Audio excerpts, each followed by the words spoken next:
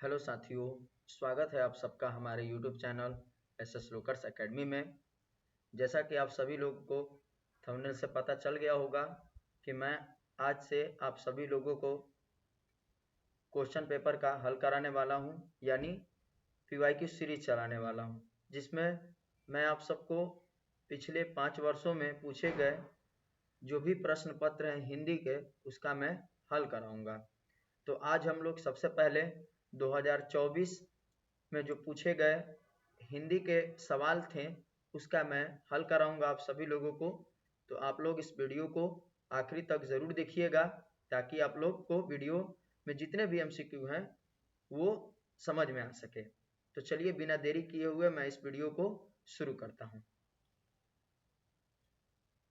MCQs बताने से पहले मैं आप लोग को एक बात ये क्लियर कर दूं कि हम लोग का अभी जो एग्ज़ाम हो रहा है उसमें टोटल 100 एमसीक्यू आ रहा है और उनमें से हमें 50 का जवाब देना है, 50 छोड़ना है। लेकिन जो क्वेश्चन पेपर है हमारा, तो उसमें टोटल 100 एमसीक्यू दिया गया है, यानी 100 एमसीक्यू दिया है। तो मैं आप सभी लोगों को टोटल एमसीक्यू का हल कराऊंगा। ऐसा नहीं है कि 50 हमें बनाना था तो 50 ही प्रश्नों का मैं आपको हल कराऊंगा। जैसे जैसे पेपर में पैटर्न चेंज होते गया वैसे वैसे मैं आप सभी लोगों को जितना क्वेश्चन एमसीक्यू का पूछा गया है वो सारे को मैं आप लोगों को कराऊंगा। 2024 में 100 ऑब्जेक्टिव आया था, यानी 100 एमसीक्यू आया था, तो 100 में कराऊंगा।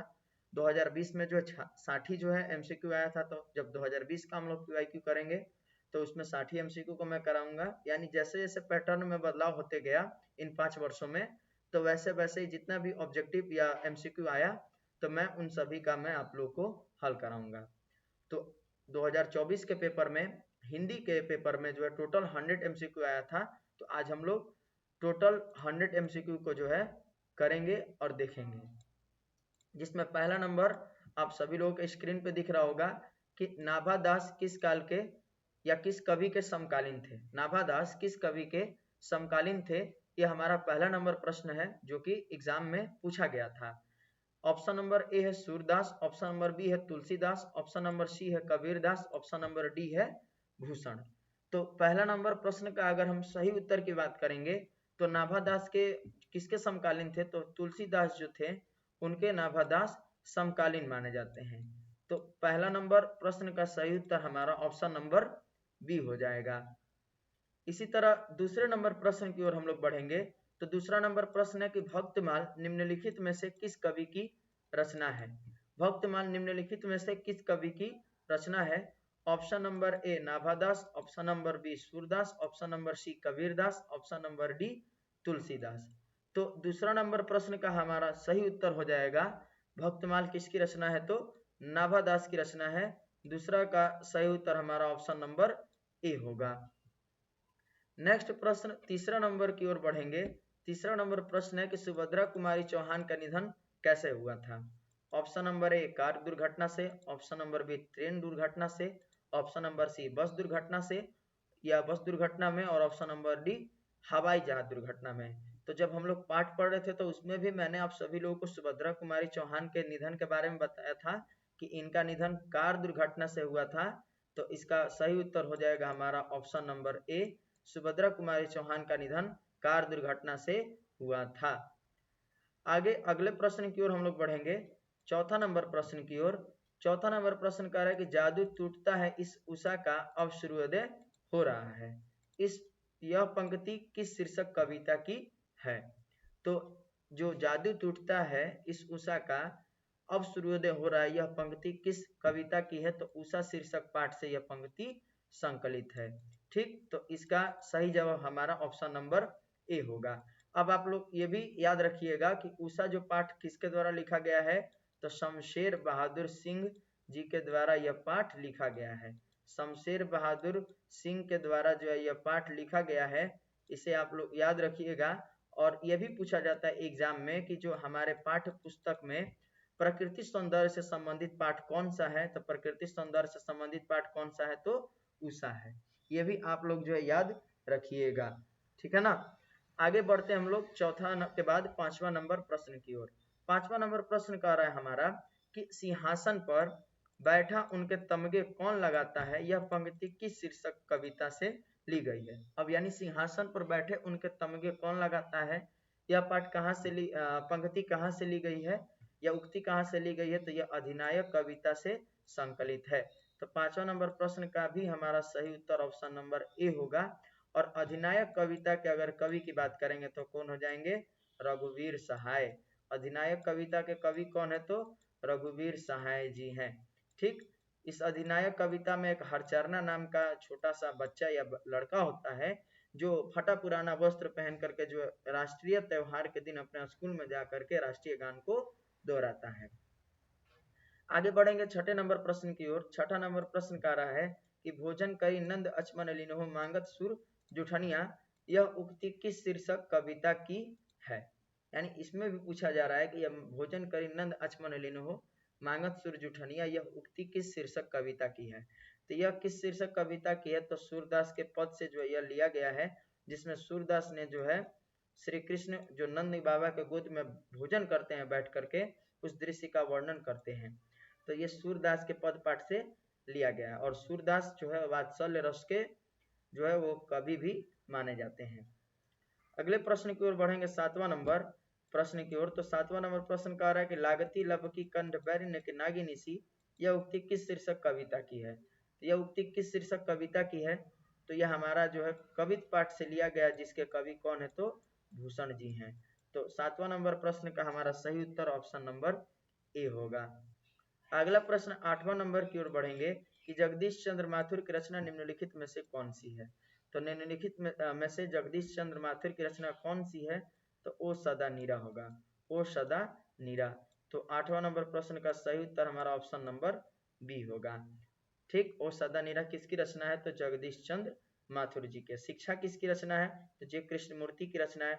रोज अगे जी की रचना और जूठन ओम प्रकाश वाल्मीकि की रचना है। तो ओ सदा नीरा हमारा जगदीश चंद्र माथुर की रचना होगा।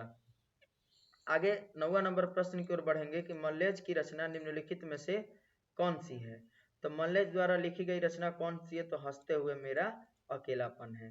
तो 9 नंबर प्रश्न का सही उत्तर हमारा ऑप्शन नंबर ए होगा। हंसते हुए मेरा अकेलापन पाठ के लेखक मल्लेज हैं, या इनको हम लोग क्या कहते हैं, भरत जी श्रीवास्तव भी कहते हैं। अगर इनका पूरा नाम देखेंगे तो भरत जी श्रीवास्तव है। भरत जी श्रीवास्तव इनका पूरा नाम है।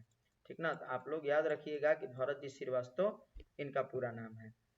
आगे बढ़ेंगे 10वें नंबर प्रश्न की ओर कि जूठन शीर्षक पाठ के रचनाकार निम्नलिखित में से कौन है। अभी अभी हम आप लोग को बताएं कि जूठन शीर्षक पाठ के अगर कवि या लेखक पूछेगा कौन है, तो कौन होंगे, तो हमारे ओम प्रकाश वाल्मीकि जी होंगे। तो 10 नंबर प्रश्न का सही उत्तर हमारा ऑप्शन नंबर बी होगा। और इस जूठन पाठ के बारे में याद रखिएगा कि यह क्या है, तो आत्मकथा है। जूठन पाठ क्या है, तो यह एक आत्मकथा है, आत्मकथा। ठीक, किसके द्वारा लिखा गया, तो ओम प्रकाश वाल्मीकि जी के द्वारा। आगे अब 11 नंबर क्वेश्चन की ओर बढ़ने से पहले आप लोग बताइएगा कि इन टोटल 10 प्रश्नों में से आप लोग को कितना प्रश्न जो है आ रहा था, क्योंकि ये पूछा गया 2024 के पेपर का प्रश्न है। तो मैं आप सभी लोग को वो करा रहा हूँ। तो इन 10 प्रश्नों में से आप लोग बताइएगा कि आप लोग कितना इन 10 प्रश्नों में से इनका उत्तर आप जान रहे थे, कितने प्रश्नों का। और बाकी आगे जैसे जैसे हम लोग बढ़ते रहेंगे तो उनको भी देखते चलेंगे। तो आप लोग कमेंट में जरूर बताइएगा इन 10 प्रश्नों में से आपने कितने प्रश्नों का सही हल किया या आप कितने प्रश्नों को जान रहे थे। अब आगे हम लोग जो है देखेंगे प्रश्न संख्या 11 की ओर। कह रहा है कि सिपाही की माँ एकांकी में बिस्नी चारपाई के पास मोढ़े पर बैठी क्या करती दिखाई देती है। तो ऑप्शन नंबर ए है सूत काटती हुई, ऑप्शन नंबर बी स्वेटर बुनती हुई, ऑप्शन नंबर सी चटाई बनाती हुई, या ऑप्शन नंबर डी चावल चुनती हुई। तो सिपाही की माँ एकांकी में बिस्नी चारपाई के पास मोड़े पर बैठी क्या करती है, तो वह सूत काटती हुई जो है दिखाई देती है। तो 11 नंबर प्रश्न का सही उत्तर हमारा ऑप्शन नंबर ए होगा। नेक्स्ट प्रश्न 12वां नंबर है कि सरैया मन ताल का जल निम्नलिखित में से कैसा है। तो सरैया मन ताल का जल किस पाठ में दिया गया है, तो ओ सदा नीरा जो पाठ है, जो जगदीश चंद्र माथुर की रचना है, ओ सदा नीरा। और इसी पाठ में जो है हमारा ओ सदा नीरा यानी कि गंडक नदी जो उसके बारे में बताया गया है। तो इसी में बताया गया कि सरैया मन एक जगह था जिस जहाँ के ताल का जल कैसा होता था, तो कैसा होता था, वहां का जल तो स्थिर होता था। तो 12 नंबर प्रश्न का सही उत्तर हमारा ऑप्शन नंबर बी होगा, कि यहाँ का जल स्थिर होता था। आगे बढ़ेंगे 13वें नंबर प्रश्न की ओर, कि कहा जा रहा है कि वैशाली महोत्सव का बीजारोपण निम्नलिखित में से किसने किया। वैशाली महोत्सव का बीजारोपण किसने किया था, तो जगदीश चंद्र माथुर ने वैशाली महोत्सव का बीजारोपण किया था। इसी तरह 14वें नंबर प्रश्न की ओर बढ़ेंगे, कि गंडक नदी का जल तो सदियों से चंचल रहा है, यह पंक्ति निम्नलिखित में से किसके द्वारा लिखी गई है। तो अभी बताएं कि गंडक नदी का जिक्र किस पाठ में किया गया, तो ओ सदा नीरा पाठ में। और ओ सदा नीरा किसके द्वारा लिखा गया, तो जगदीश चंद्र माथुर जी के द्वारा लिखा गया है। तो यह पंक्ति भी उन्हीं के द्वारा लिखी गई है, तो ये उन्हीं की पंक्ति है। तो 14 नंबर प्रश्न का भी हमारा सही उत्तर ऑप्शन नंबर ए होगा। आगे बढ़ेंगे 15 नंबर प्रश्न की ओर, कि मुन्नी पठित पाठ के आधार पर निम्नलिखित में से कौन थी। तो मुन्नी कौन थी, तो मुन्नी बिस्नी की बेटी थी। मुन्नी बिस्नी की बेटी थी और उसका एक बेटा भी था, जिसका नाम क्या था, तो मानक था। ये मानक की मुन्नी बहन लगती है, और मानक और मुन्नी बिस्नी के बेटा बेटी थे। तो 15 नंबर प्रश्न का सही उत्तर ऑप्शन नंबर ए होगा। नेक्स्ट क्वेश्चन 16वां नंबर है, कि फिर भी कोई कुछ न कर सका, छीन ही गया खिलौना मेरा, यह पंक्ति किस शीर्षक कविता की है। तो यह पंक्ति किस शीर्षक कविता की है, तो यह पंक्ति पुत्र वियोग पाठ से संकलित है, जिसमें कवि ने क्या किया है कि पुत्र वियोग पाठ कवित्री जो थी, इस पाठ की कवित्री, पुत्र वियोग पाठ की कवित्री कौन है, तो सुभद्रा कुमारी चौहान है। ठीक, उन्होंने ये शोकगीत लिखा है, जिसमें वो बताती हैं कि मैं कुछ नहीं कर सकी और मेरा खिलौना जो है वो मेरे से छीन गया, अर्थात मेरा बेटा मेरे से खो गया। आगे बढ़ेंगे 17वें नंबर प्रश्न की ओर, तो कहा जा रहा है कि यथार्थ के लिए लेन देन का नाम ही संसार है, यह पंक्ति किसके द्वारा लिखी गई है। तो 17वां नंबर प्रश्न का सही उत्तर हो जाएगा हमारा option number B, Mallesh Bharat ji Srivastava के द्वारा यह पंक्ति जो हंसते हुए मेरा अकेलापन पाठ में दिया गया है, वहीं से यह पंक्ति जो है संकलित है। तो उसके राइटर कौन है, तो मल्लेश जी हैं, इसीलिए यहाँ पे सही उत्तर ऑप्शन नंबर बी होगा। इसके बाद आगे हम लोग बढ़ेंगे अगले प्रश्न की ओर, तो 18वां नंबर प्रश्न है। इसमें कहा जा रहा है कि सूबेदार बोला लहना सूबेदारनी तुमको, जानती है बुलाती है जा मिल आ, यह कथन किस शीर्षक पाठ से है। तो यह कथन किस शीर्षक पाठ से है, तो उसने कहा था पाठ से जो यह संकलित है, ठीक, जिसमें हजारा सिंह जो है वो बोलता है लहना सिंह से कि जाओ तुमको सूबेदारनी बुलाती है, तुमको वो पहचान रही है। ठीक, आगे 19वें नंबर प्रश्न की ओर हम लोग बढ़ेंगे, तो कहा जा रहा है कि आनंद मैंने जो धर्म चलाया तो वह 5 सहस्त्र वर्षों तक चलने वाला था, किंतु अब वह 5 वर्षों तक चलेगा, क्योंकि मैंने नारियों को भिक्षुणी होने का अधिकार दे दिया है। यह उक्ति जो है किस शीर्षक पाठ से है। तो यह उक्ति किस शीर्षक पाठ से है, तो यह हमारा अर्धनारीश्वर पाठ से लिया गया है, जिसमें भगवान बुद्ध जो है अपने शिष्य आनंद से बोलते हैं यही बात।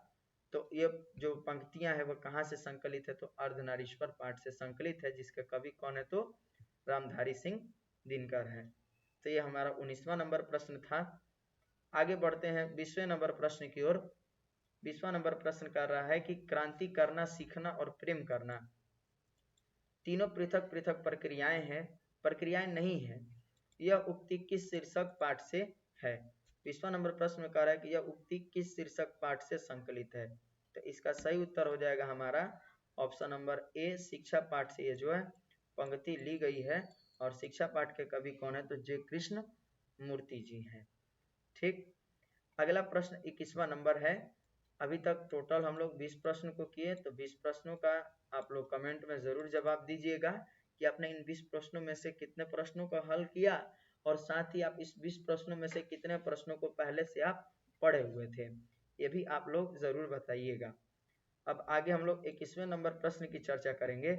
इसमें कहा जा रहा है कि तिरिश शीर्षक पाठ के रचयिता निम्नलिखित में से कौन है। तो तिरिश शीर्षक पाठ के रचयिता कौन है, तो उदय प्रकाश जी हैं। तिरिश शीर्षक पाठ के रचयिता कौन है, तो उदय प्रकाश जी हैं। और यह पाठ क्या है, तो इसको याद रखिएगा कि यह एक कहानी है। ठीक, यह क्या है, तो एक कहानी है। नेक्स्ट क्वेश्चन 22वां नंबर है कि रोज शीर्षक पाठ के रचनाकार कौन है। तो रोज शीर्षक पाठ के रचनाकार कौन है, तो अगेय जी हैं। अगेय जी है जो है इस पाठ के रचनाकार हैं। आगे पढ़ेंगे हम लोग 23वें नंबर प्रश्न की ओर। कहा जा रहा है कि सिपाही की माँ शीर्षक पाठ के रचयिता निम्नलिखित में से कौन है। तो सिपाही की माँ पाठ के रचयिता कौन है, तो मोहन राकेश जी हैं। ठीक, इसका सही उत्तर ऑप्शन नंबर डी हो जाएगा। नेक्स्ट क्वेश्चन की ओर बढ़ेंगे 24वां नंबर प्रश्न की ओर। इसमें कहा जा रहा है कि कड़बक शीर्षक कविता के कवि निम्नलिखित में से कौन है। यानी कड़बक किसकी रचना है, तो मलिक मोहम्मद जायसी जी की रचना है। तो इसका सही उत्तर ऑप्शन नंबर डी हो जाएगा। अगला प्रश्न 25वां नंबर है कि अधिनायक शीर्षक कविता के कवि निम्नलिखित में से कौन है। तो अधिनायक किसकी रचना है, तो रघुवीर सहाय की रचना। ये मैंने आप सभी लोगों को अभी पहले ही बताया था। तो 25 नंबर प्रश्न का सही उत्तर हमारा ऑप्शन नंबर ए हो जाएगा। आगे बढ़ेंगे 26 नंबर प्रश्न की ओर। 26 नंबर प्रश्न कह रहा है कि गांव का घर शीर्षक कविता के अनुसार पंचायती राज में कौन खो गए हैं। प्रश्न है कि गांव का घर शीर्षक कविता के अनुसार पंचायती राज में कौन खो गए हैं, यह प्रश्न हमारा। इसका ऑप्शन नंबर ए है कि पंच परमेश्वर, ऑप्शन नंबर बी है जिला सत्र न्यायालय, ऑप्शन नंबर सी है उच्च न्यायालय और ऑप्शन नंबर डी है सरपंच। ठीक, तो इसका सही उत्तर हो जाएगा हमारा ऑप्शन नंबर ए कि गांव के घर शीर्षक कविता के अनुसार पंचायती राज में कौन खो गए हैं, तो पंच परमेश्वर जो वो खो गए हैं, समाप्त हो गए हैं। तो 26 नंबर प्रश्न का सही उत्तर हमारा ऑप्शन नंबर ए हो जाएगा। नेक्स्ट क्वेश्चन 27वां नंबर की ओर बढ़ेंगे। कहा जा रहा है इसमें कि गांव का घर कविता किस कविता संग्रह से या किस कविता से ली गई है। तो इसका उत्तर हो जाएगा हमारा संस्यात्मा। इसी से जो है गांव का घर कविता जो है वो संकलित है। अभी 2-3 दिन पहले मैंने इस पाठ को अभी आप लोगों को मैंने पढ़ाया था, तो उसमें मैं बताया था कि गांव का घर जो पाठ है वो कहाँ से संकलित है, तो संस्यात्मा से है। मैंने आप सभी लोगों को जिक्र भी किया था। आगे हम लोग 28वां नंबर प्रश्न की ओर बढ़ेंगे। तो कहा जा रहा है कि कामायनी महाकाव्य के रचनाकार कौन है। तो कामायनी एक महाकाव्य था हिंदी का। ठीक, हिंदी का अगर महाकाव्य पूछा जाएगा कौन है, तो कामायनी है। जिसके कवि कौन है, तो जयशंकर प्रसाद है, या इसके रचनाकार कौन है, तो जयशंकर प्रसाद है। तो 28 नंबर प्रश्न का सही उत्तर ऑप्शन नंबर ए होगा। नेक्स्ट प्रश्न 29वां नंबर है कि रामचरितमानस महाकाव्य के रचयिता कौन है। रामचरितमानस किसकी रचना है, तो रामचरितमानस किसकी रचना है, तो वो तुलसीदास की रचना है। ठीक, ऑप्शन नंबर सी इसका सही उत्तर होगा। अगला क्वेश्चन 30वां नंबर है कि वसुंधरा भोगी मानो और धर्मांध मानो एक ही सिक्के के दो पहलू है, यह उक्ति किस शीर्षक पाठ की है। यह उक्ति किस शीर्षक पाठ की है, तो यह उक्ति जो है हमारा कहाँ से लिया गया है, तो ओ सदानीरा पाठ से लिया गया है। तो 30वां नंबर प्रश्न का सही उत्तर हमारा ऑप्शन नंबर ए होगा। तो अभी तक हमने टोटल शुरू से लेकर के 30 प्रश्न का हल कर लिए। इससे भी आप लोग बताइएगा कि आप लोग को यह वीडियो कैसा लग रहा है, कमेंट में जरूर बताइए। साथ ही आप इन 30 प्रश्नों में से कितने प्रश्नों को जान रहे थे और कितने प्रश्नों का आपने सही हल किया। हम लोग 10 क्वेश्चन के बाद जो है डिस्कस आपस में करते रहेंगे कि कितने प्रश्नों को आपने या हमने सही किया या मैंने सही बताया। आप लोग जरूर कमेंट में बताइएगा। आगे बढ़ते हैं 31वां नंबर प्रश्न की ओर। कहा जा रहा है कि उसने कहा था कहानी में किस युद्ध का उल्लेख किया गया है। उसने कहा था कहानी में किस युद्ध का उल्लेख किया गया है, तो इसका सही उत्तर हो जाएगा प्रथम विश्व युद्ध का। तो इसका सही उत्तर ऑप्शन नंबर ए होगा। आगे बढ़ते हैं 32वें नंबर प्रश्न की ओर। कहा जा रहा है कि प्रेम के पीर के निम्नलिखित में से कवि कौन कहे जाते हैं। तो प्रेम का पीर का कवि कौन कहा जाता है, तो मलिक मोहम्मद जायसी जी को जो है प्रेम का पीर का कवि कहा जाता है। तो 32 नंबर प्रश्न का सही उत्तर हमारा ऑप्शन नंबर ए हो जाएगा। आगे बढ़ते हैं 33वें नंबर प्रश्न की ओर।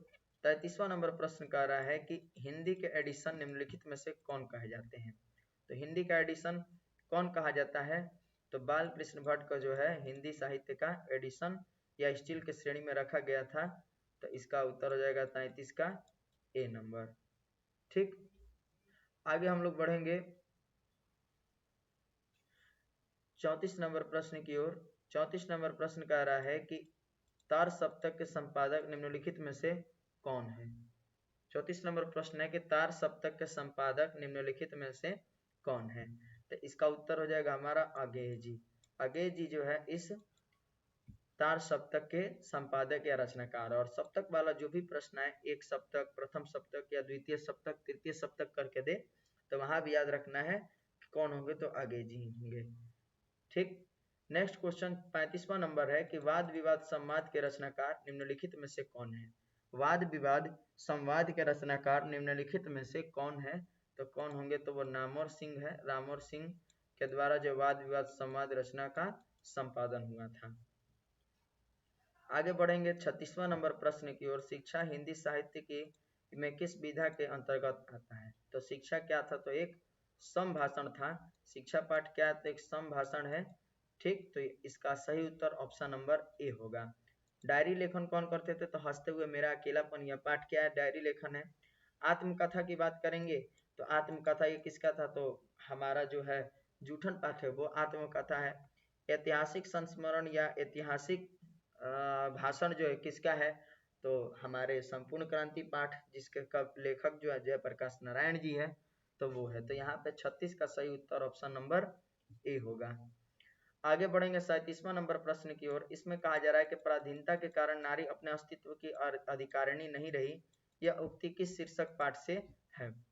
तो ये पराधीनता के कारण नारी अपने अस्तित्व के अधिकारिणी नहीं रही, यह उक्ति किस शीर्षक पाठ की है, तो यह हमारा जो है अर्धनारीश्वर पाठ से जो यह संकलित है। तो 37 नंबर प्रश्न का सही उत्तर ऑप्शन नंबर ए होगा। इसके बाद 38 नंबर प्रश्न की ओर हम लोग बढ़ेंगे।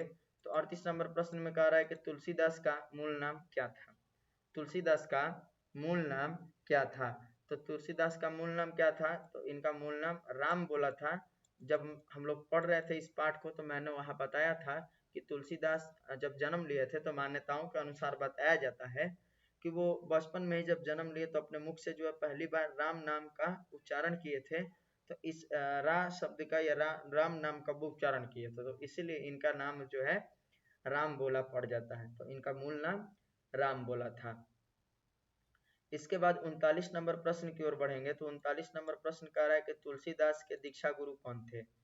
तुलसीदास के दीक्षा गुरु कौन थे, तो 39 नंबर प्रश्न का सही उत्तर हो जाएगा ऑप्शन नंबर सी, नरहरि दास। नरहरि दास इनके क्या थे, शिक्षा गुरु, शिक्षा कह रहे हैं, दीक्षा गुरु थे।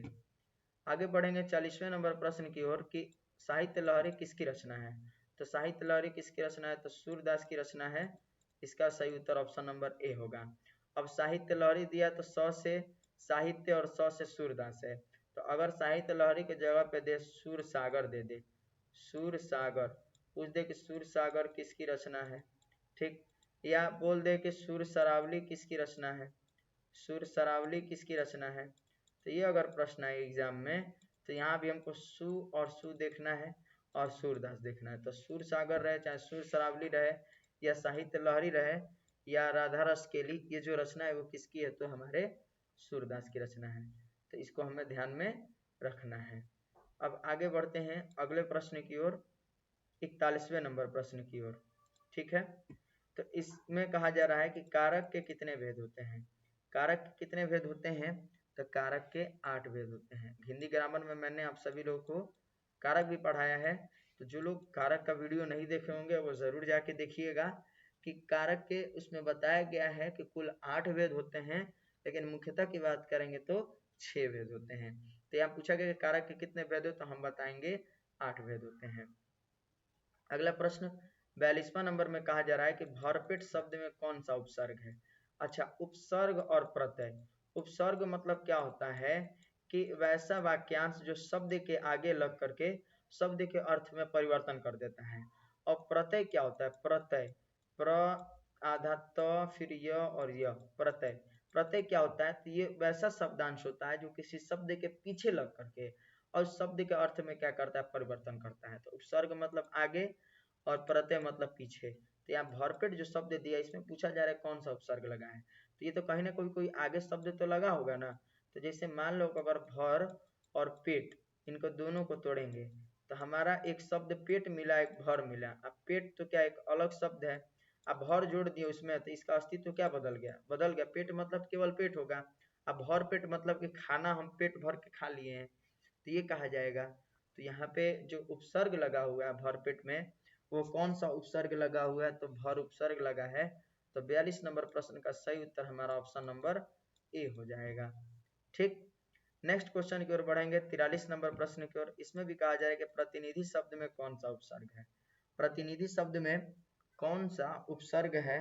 तो 43 नंबर प्रश्न का सही उत्तर हो जाएगा ऑप्शन नंबर बी, प्रति उपसर्ग लगा और उसके साथ निधि जोड़ देंगे तो क्या हो जाएगा, प्रतिनिधि। इसी तरह आगे बढ़ेंगे 44 नंबर प्रश्न की ओर। इसमें कहा जा रहा है कि वंदना शब्द में प्रत्यय क्या है। वंदना प्रत्यय का मतलब अभी बताएं कि जिस शब्द में वैसा वाक्यांश जो अंत में लग करके शब्द के अर्थ में परिवर्तन कर दे तो हमारा वो क्या कहलाता है, प्रत्यय कहलाता है। तो वंदना, वंदना है तो वंदना में कौन सा प्रत्यय लगा हुआ है, तो वंदना अना प्रत्यय लगा है।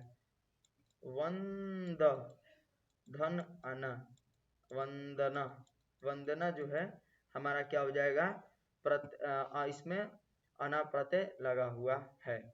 आगे बढ़ेंगे 45वें नंबर प्रश्न की ओर कि ममेरा शब्द में प्रत्यय लगा है। तो ममेरा में कौन सा प्रत्यय लगा है, तो एरा प्रत्यय लगा है।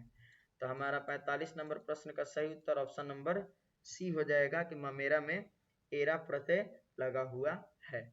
आगे बढ़ेंगे 46वें नंबर प्रश्न की ओर। इसमें कहा जा रहा है कि कवि शब्द का स्त्रीलिंग रूप क्या होगा। तो कवि शब्द का स्त्रीलिंग क्या होगा, तो कवयित्री होता है, कवयित्री। तो 46 नंबर प्रश्न का सही उत्तर ऑप्शन नंबर ए होगा। आगे बढ़ेंगे 47वें नंबर प्रश्न की ओर कि गायक शब्द का स्त्रीलिंग के रूप क्या होगा। गायक शब्द का स्त्रीलिंग, तो गायक एक पुल्लिंग है तो गायक का गायिका हो जाएगा।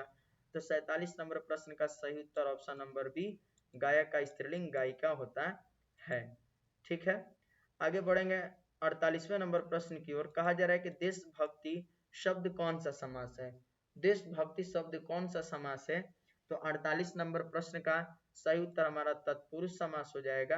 तत्पुरुष समास जो है इसका करेक्ट आंसर होगा। इसके बाद 49वां नंबर प्रश्न देखेंगे कि नीलपित शब्द कौन सा समास है। नीलपित शब्द कौन सा समास है। ऑप्शन नंबर ए द्वंद्व कह रहा है, ऑप्शन नंबर बी द्विगुण, ऑप्शन नंबर सी अविभाव, ऑप्शन नंबर डी कर्मधारय। तो नीलपित कौन, नीलपित में कौन सा शब्द, जो नीलपित शब्द है इसमें कौन सा समास लगा हुआ है, इसमें द्वंद्व समास लगा हुआ है। कभी भी समास का क्वेश्चन पूछे और बीच में हाइफन लगा रहे और अगल बगल शब्द दिया रहे तो हम समझेंगे कि वो क्या है, तो हमारा वो द्वंद्व समास है। द्वंद्व मतलब दो और बीच में हाइफन लगा रहे तो हमारा वो द्वंद्व समास कहलाता है। तो याद रखना है हमें। आगे बढ़ेंगे हम लोग 50वां नंबर प्रश्न की ओर। तो कहा जा रहा है कि पंच प्रमाण शब्द कौन सा समास है। पंच प्रमाण शब्द जो है वह कौन सा समास है, ये पूछा जा रहा है। तो इसका सही उत्तर हो जाएगा हमारा ऑप्शन नंबर सी, पंच प्रमाण कौन सा समास है, तो यह द्विगुण समास है। तो टोटल अभी हम लोगों ने कितना प्रश्नों को सही से हल किया, 50 प्रश्नों को। और अभी तक आपने अगर हमारे चैनल को सब्सक्राइब नहीं किया होगा तो जरूर सब्सक्राइब करिए, और जो लोग इस वीडियो को देख रहे हैं वो जरूर लाइक करें ताकि हमें भी मोटिवेशन मिलते रहे और हम और भी आगे आप लोग के लिए अच्छे अच्छे कंटेंट जो है क्रिएट करते रहें। तो आप लोग जरूर इस वीडियो को शेयर कीजिएगा दूसरे को, और खुद भी जो है इस वीडियो को प्यार दीजिएगा, लाइक कीजिएगा, शेयर कीजिएगा। अब आगे जो हम लोग बाकी के बचे हुए 50 प्रश्नों को देखेंगे। अभी तक हमने 50 प्रश्नों को किया, अब आगे का जो है 51 से लेकर के 100 तक जो है बचे हुए और प्रश्न है उसको हम लोग करेंगे। तो 51 नंबर जो प्रश्न कर रहा है कि भगत सिंह निम्नलिखित में से किस प्रदेश के थे। भगत सिंह जो है निम्नलिखित में से किस प्रदेश के थे। तो इनका जन्म जो है पंजाब में हुआ था, खटखड़ कल्ला पंजाब में इनका जो है निवास स्थान था, लेकिन जन्म कहाँ हुआ था, तो इनका लाहौर, उत्तर लाहौर जो कि आज के लाहौर कह रहे हैं, लायलपुर पाकिस्तान में जो इनका जन्म हुआ था, लेकिन ये रहते थे खटखड़ कल्ला पंजाब में। तो बी इसका सही उत्तर होगा। नेक्स्ट क्वेश्चन 52वां नंबर है हमारा। इसमें कहा जा रहा है कि वात्सल्य भाव के सर्वोपरि कवि कौन थे। तो अभी हम लोग पीछे भी पढ़े कि वात्सल्य रस या वात्सल्य भाव के सर्वोपरि अगर कवि की बात किया जाएगा तो कौन होंगे, तो सूरदास होंगे। ठीक, ये हमारे सूरदास कहे जाएंगे। अगला प्रश्न 53 नंबर है कि जयशंकर प्रसाद किस वाद के कवि हैं। जयशंकर प्रसाद किस वाद के कवि हैं। तो जयशंकर प्रसाद किस वाद के कवि हैं? तो यह छायावाद के कवि माने जाते हैं। ठीक है, आगे बढ़ेंगे हम लोग 54 नंबर प्रश्न की ओर। इसमें कहा जा रहा है कि प्यारे नन्हे बेटे को कविता में लोहा किसका प्रतीक है? धर्म का प्रतीक है? नहीं होगा। मशीन का प्रतीक है? नहीं होगा। युद्ध का प्रतीक है? नहीं होगा। तो यह लोहा किसका प्रतीक बताया गया? तो यहाँ लोहा को कर्म का प्रतीक बताया गया है। आगे बढ़ेंगे 55 नंबर प्रश्न की ओर कि पुत्र वियोग शीर्षक कविता कैसी रचना है? यानी पुत्र वियोग शीर्षक कविता कैसी कविता है? शोक गीत है कि लोकगीत है कि स्तुति गीत है कि राष्ट्रीय गीत है? तो यह कौन सी कविता है? तो पुत्र वियोग जो पाठ है वो क्या है? एक शोक गीत है। शोक गीत से याद आया तो एक और शोक गीत लिखा गया था, वो किसके द्वारा लिखा गया था? तो सूर्यकांत त्रिपाठी निराला जी के द्वारा जो ये शोक गीत लिखा गया था, जिसमें उनकी बेटी जिनका नाम सरोज था, सरोज की असामयिक निधन के उपरांत जो है या निधन के बाद उन्होंने क्या किया कि अपनी बेटी के निधन पे एक शोक गीत लिखा जिसका नाम सरोज स्मृति था। सरोज उनकी पुत्री का ही नाम था, इसलिए वो शीर्षक का नाम रखते हैं सरोज स्मृति। तो वो भी शोक गीत था और उसी के आधार पर पुत्र वियोग जो पाठ है वो कौन लिखी? तो सुभद्रा कुमारी चौहान जी लिखी। आगे बढ़ेंगे 56 नंबर प्रश्न की ओर। इसमें कहा जा रहा है कि कवित्री का खिलौना क्या है? तो कवित्री का खिलौना क्या है? तो उनका पुत्र जो वो कवित्री का खिलौना रहता है। ठीक, इसके बाद नेक्स्ट क्वेश्चन है 57 नंबर कि भागलपुर विश्वविद्यालय में उपकुलपति पद पर निम्नलिखित में से कौन नियुक्त थे? तो हमारे 57 नंबर प्रश्न का सही उत्तर हो जाएगा ऑप्शन नंबर ए। भागलपुर विश्वविद्यालय में उपकुलपति पद पर जो कौन नियुक्त था? तो रामधारी सिंह दिनकर जी नियुक्त थे। और इनके द्वारा लिखा गया पाठ कौन सा है? तो अर्धनारीश्वर है। ये भी याद रखना है कि अर्धनारीश्वर जो है इनके द्वारा लिखा गया पाठ है। ठीक, आगे बढ़ेंगे 58 नंबर प्रश्न की ओर।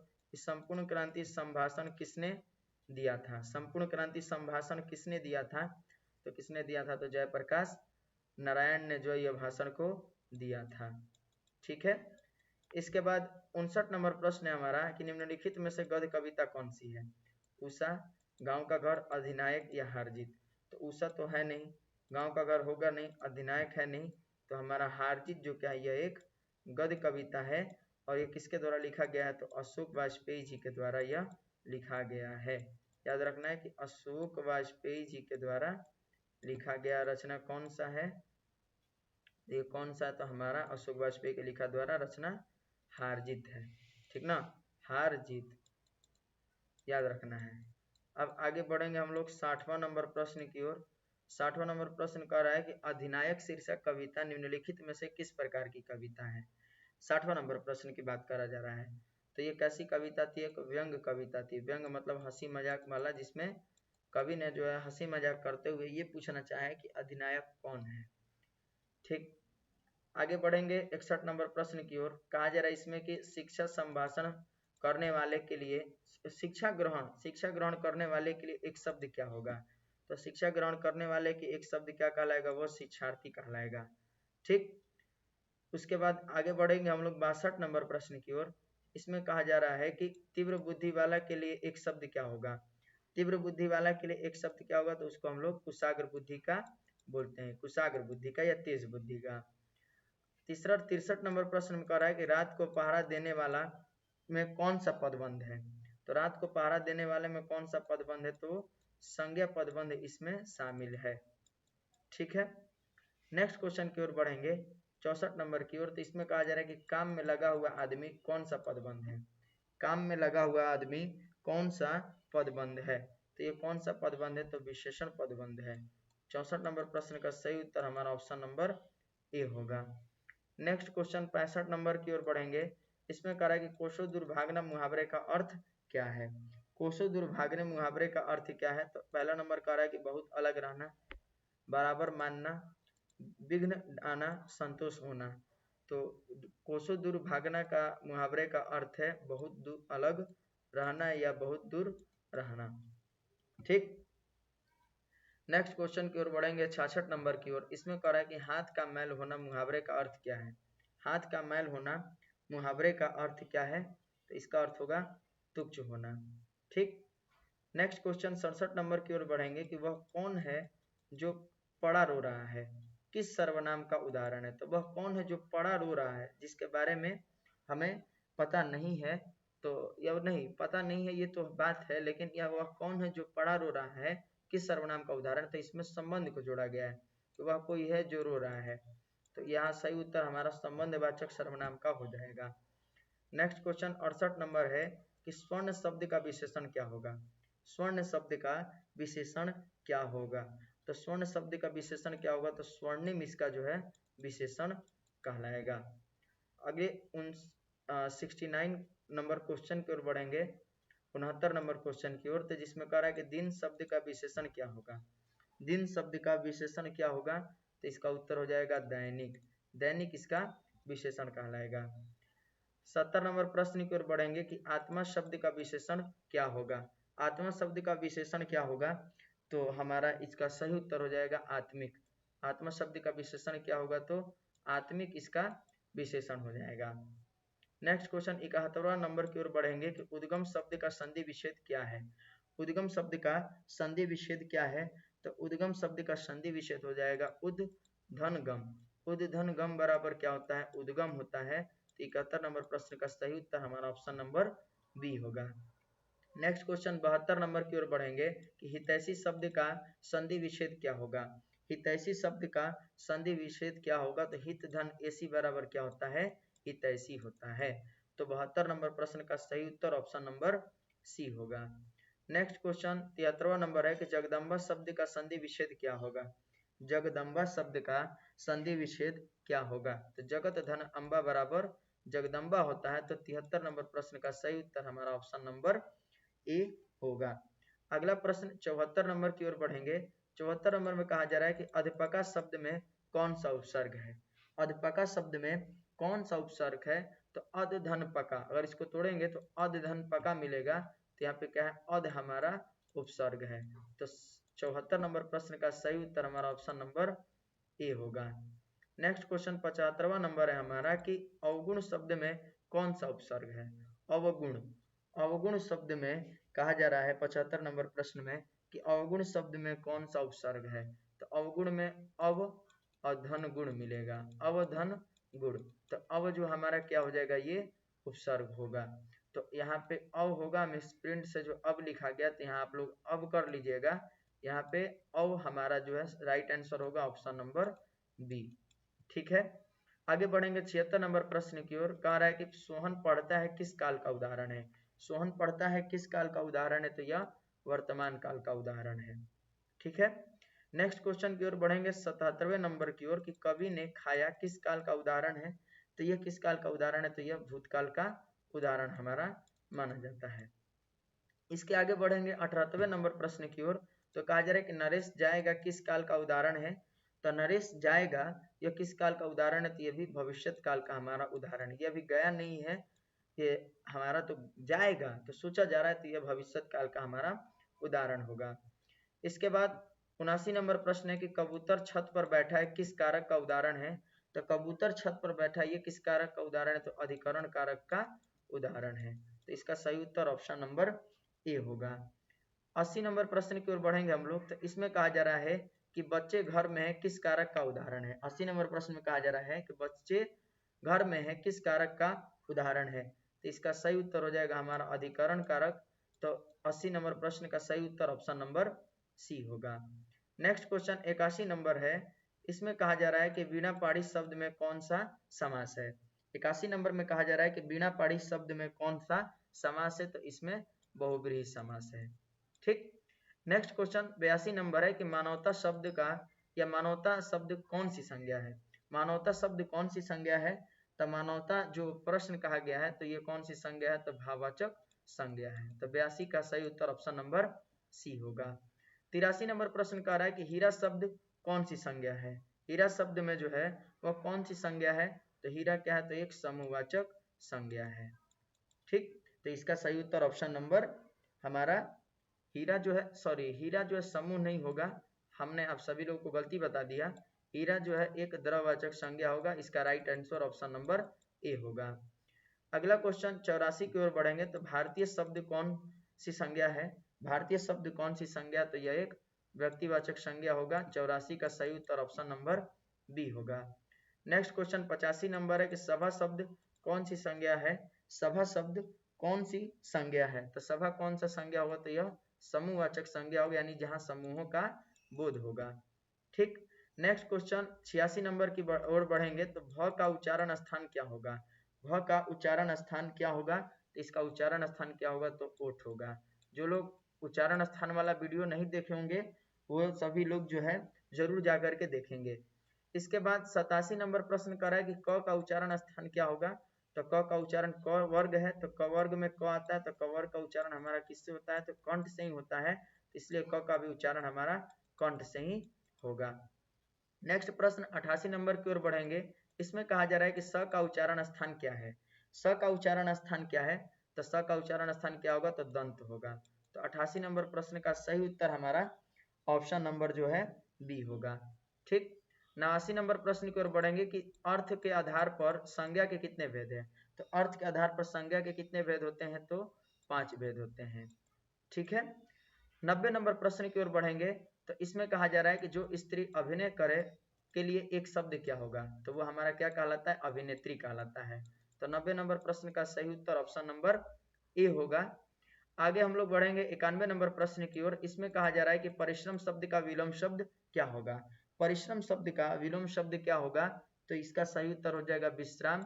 विश्राम जो परिश्रम का क्या हो जाएगा, विलोम शब्द होगा। 92 नंबर प्रश्न की ओर बढ़ेंगे तो आगामी शब्द का विलोम क्या होगा, तो आगामी शब्द का विलोम हो जाएगा हमारा विगत। विगत जो क्या होगा, आगामी शब्द का विलोम शब्द हो जाएगा। नेक्स्ट क्वेश्चन 93 नंबर है कि कृष्ण शब्द का विलोम शब्द क्या होगा। कृष्ण शब्द का विलोम शब्द क्या होगा, तो वो शुक्ल होगा। तो 93 का सही उत्तर हमारा ऑप्शन नंबर ए, कृष्ण का विलोम शब्द शुक्ल होगा। 94 नंबर प्रश्न की ओर बढ़ेंगे तो इसमें कहा गया है कि कलम शब्द का पर्यायवाची क्या होगा। कमल, कलम नहीं कमल, कमल शब्द का पर्यायवाची क्या होगा, तो कमल का पर्यायवाची जो क्या होगा, तो वो सरोज होगा। 94 नंबर प्रश्न का उत्तर हमारा ए होगा। नेक्स्ट क्वेश्चन 95 नंबर है कि झंझट शब्द का पर्यायवाची क्या है। झंझट शब्द का पर्यायवाची क्या है, तो बवाल जो है इसका पर्यायवाची होता है। तो 95 का सही उत्तर ऑप्शन नंबर बी होगा। नेक्स्ट क्वेश्चन 96 नंबर है कि शिव शब्द का पर्यायवाची क्या है। शिव शब्द का पर्यायवाची क्या है, तो शिव जी को हम लोग रुद्र भी बोलते हैं। तो इसका सही उत्तर ऑप्शन नंबर ए होगा हमारा। नेक्स्ट क्वेश्चन 97 नंबर है कि पाठक शब्द क्या है, मतलब पुल्लिंग स्त्रीलिंग है कि उभयलिंग है, या इनमें से कोई नहीं है। तो 97 नंबर प्रश्न जो पाठक कह रहा है, तो पाठक ये क्या है, हमारा पुल्लिंग है। तो 97 का सही उत्तर ऑप्शन नंबर ए होगा। 98 नंबर प्रश्न कह रहा है कि घी का या घी शब्द क्या है। घी क्या स्त्रीलिंग है कि पुल्लिंग है कि उभयलिंग है, या इनमें से कोई नहीं। तो हमें पता है कि घी जो है क्या एक द्रववाचक संज्ञा है। तो द्रववाचक संज्ञा क्या होती है हमारे, तो ये पुल्लिंग होती है। तो 98 का सही उत्तर ऑप्शन नंबर बी होगा, पुल्लिंग इसका सही उत्तर होगा। 99 नंबर प्रश्न कह रहा है कि आयु शब्द क्या है। आयु शब्द क्या है, इसमें पूछा गया पुल्लिंग कि स्त्रीलिंग या उभयलिंग, या इनमें से कोई नहीं। तो 99 नंबर प्रश्न का सही उत्तर हो जाएगा ऑप्शन नंबर बी। ये 99 में ऑप्शन नंबर बी हमारा सही उत्तर होगा। स्त्रीलिंग जो है आयु शब्द का स्त्रीलिंग कहलाता है, या आयु क्या होता है, स्त्रीलिंग होता है। 100वां नंबर प्रश्न कह रहा है हमारा कि नायक शब्द का संधि विच्छेद क्या होगा। नायक शब्द का संधि विच्छेद क्या होगा, तो नायक शब्द का संधि विच्छेद ने धन अक बराबर क्या होता है, नायक होता है। ने धन अक बराबर, ने धन अक बराबर जो नायक होता है। तो 100 नंबर प्रश्न का सही उत्तर हमारा ऑप्शन नंबर बी हो जाएगा। तो ये टोटल जो है 100 क्वेश्चन था हमारे पीवाईक्यू सीरीज के पहले दिन में, जिसमें हम लोग 2024 के पूरे जितने भी 100 क्वेश्चन एग्जाम में पूछे गए थे उसका हमने हल किया। तो आई होप आप लोगों को इस वीडियो को से बहुत ज़्यादा लाभ हुआ होगा। तो आप लोग कमेंट में ज़रूर बताइएगा कि यह वीडियो आप सभी लोगों को कैसा लगा। और जो लोग हमारे चैनल पर नए होंगे तो हमारे चैनल को सब्सक्राइब कर लेंगे, बेल आइकन को प्रेस कर देंगे, ताकि हमारे आने वाले और भी पीवाईक्यूज के जो वीडियो है आप सभी लोगों तक पहले पहुंच सके। धन्यवाद।